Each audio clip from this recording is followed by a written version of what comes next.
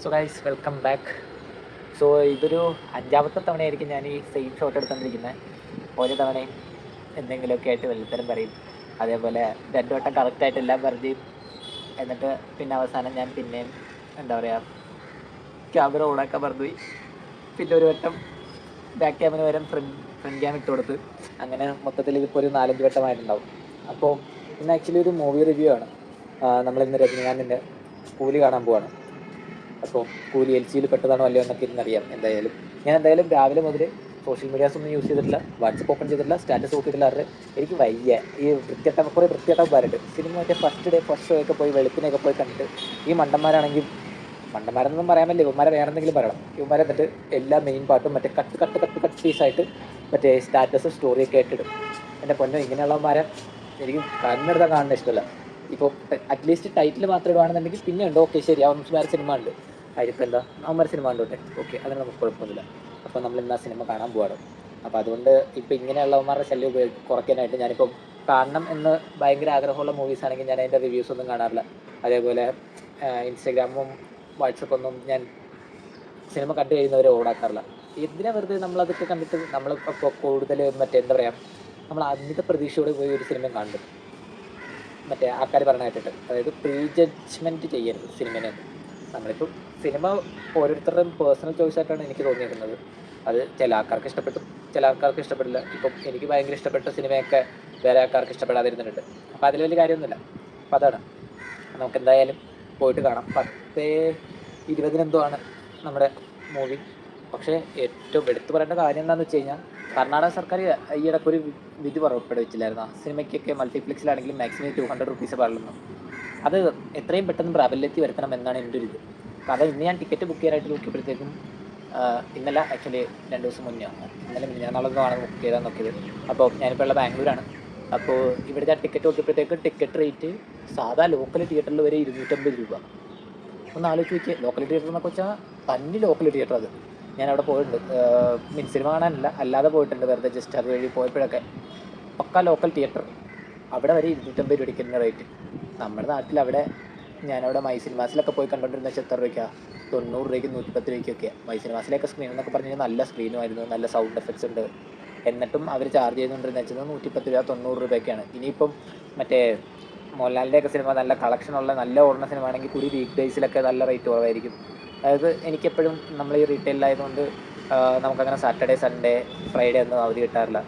Monday to Thursday ഏതെങ്കിലും ഒരു ദിവസമായിരിക്കും അവധി കിട്ടുക. അപ്പോൾ അങ്ങനെയുള്ള ദിവസങ്ങളിൽ പോയി കാണുകയാണെന്നുണ്ടെങ്കിൽ റേറ്റ് നല്ല കുറവായിരിക്കും മൈ സിനിമാസിലൊക്കെ. അതേപോലെ പി വി ആറിലാണെങ്കിലും എനിക്ക് തോന്നുന്നു പി വി ആറിൽ മാക്സിമം വന്നേക്കുന്നത് 200 രൂപ 220 രൂപയൊക്കെയാണ്, 240 വരെ വന്നിട്ടുണ്ട് തോന്നുന്നു.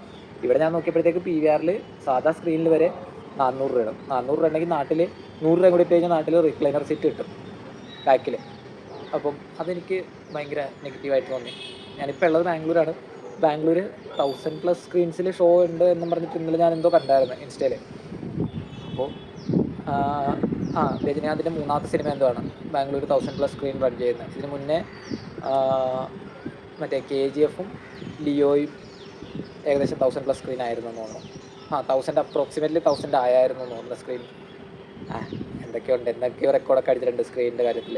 രജനീകാന്താണ് 3 സിനിമ 1000+ സ്ക്രീനിൽ ബാംഗ്ലൂർ റൺ ചെയ്തിട്ടുള്ളത് എന്നൊക്കെ പറയുന്നുണ്ടായിരുന്നു, അറിയില്ല.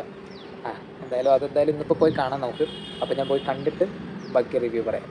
ഇപ്പോൾ ഞാൻ എന്തായാലും ഒരു 10:20 ആണ് ഷോ. അപ്പോൾ ഞാനൊരു 10:15 കഴിയുമ്പോഴത്തേക്ക് ഇറങ്ങാമെന്ന് പറഞ്ഞിരിക്കുകയാണ്.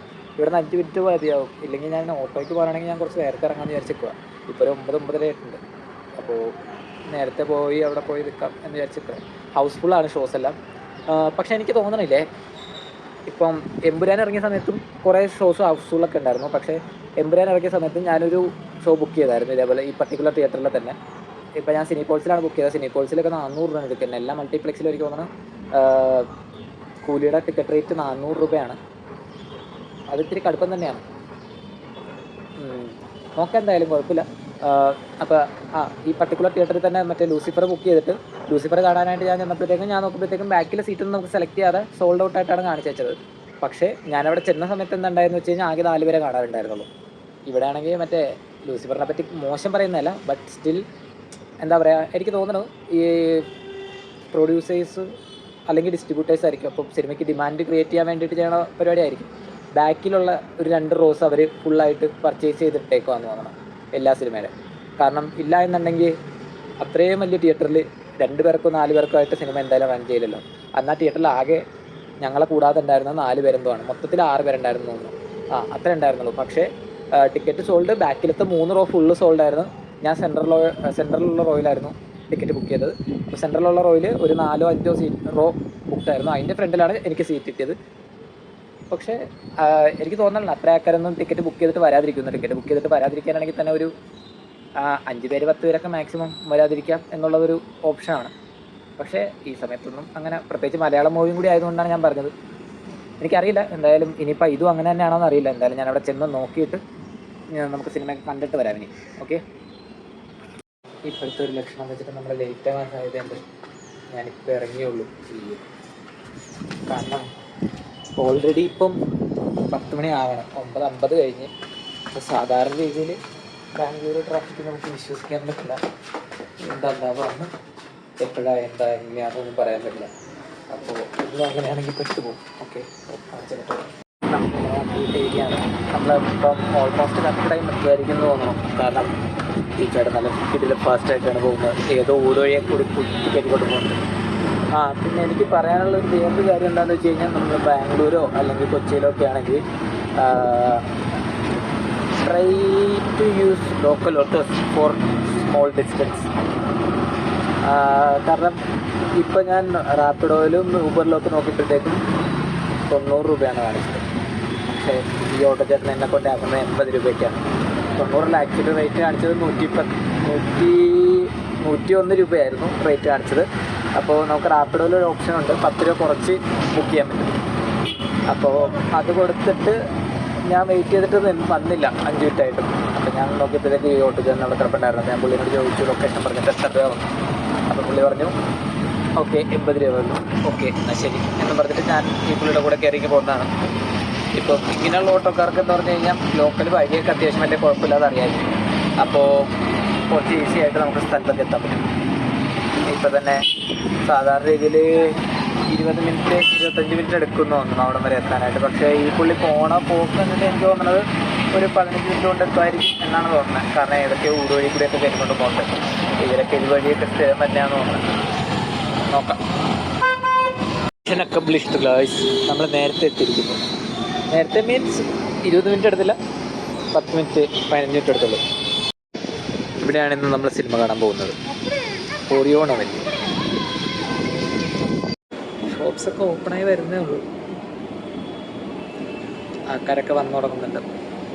ഓക്കെ, സിനിപോൾസ് ഇതിൻ്റെ മേലത്തെ ഫ്ലോറിലാണ്. First floor, second floor, third ഫ്ലോറിലാണ്. തേർഡ് ഫ്ലോറിലാണ് സിനിപോൾസ്. സിനിപോളിസ് ഇവിടെ ഇവിടെ കുറേ ഷോപ്സ് ഉണ്ട് ഗൈസ്. ഓക്കെ, അപ്പോൾ ഞാൻ സിനിമ കണ്ടിട്ട് വരാം. പടം കണ്ടിട്ട് ഞാൻ തിരിച്ച് റൂമിലെത്തി. കൊള്ളാൻ കേട്ടോ, കിടിലം പടം. കുറേ ഗൂസ് ബംസ് വരുന്ന മൊമെൻറ്റ്സ് ഒക്കെ ഉണ്ടായിരുന്നു സിനിമയിൽ. പ്രത്യേകിച്ച് രജനീകാന്തിൻ്റെ ഇൻട്രോ സീൻ, അതേപോലെ അമീർ ഖാൻ്റെ ഇൻട്രോ സീൻ, നാഗാർജുനയൊക്കെ വേറെ ലെവല്. വില്ലൻ രക്ഷയില്ല. പക്ഷേ ഏറ്റവും എടുത്തു പറയേണ്ടത് ശരിക്കുമുള്ള വില്ലൻ അമീർ ഖാനാണ്. പക്ഷേ ലാസ്റ്റ് അമീർ ഖാനും രജനീകാന്തും ഒന്നായിട്ട് പാവം നാഗാർജുന എന്തിനാ മരിച്ചതെന്ന് പോലും അതിന് മനസ്സിലാവില്ല. പാവം വെറുതെ മരിച്ചു എന്ന്.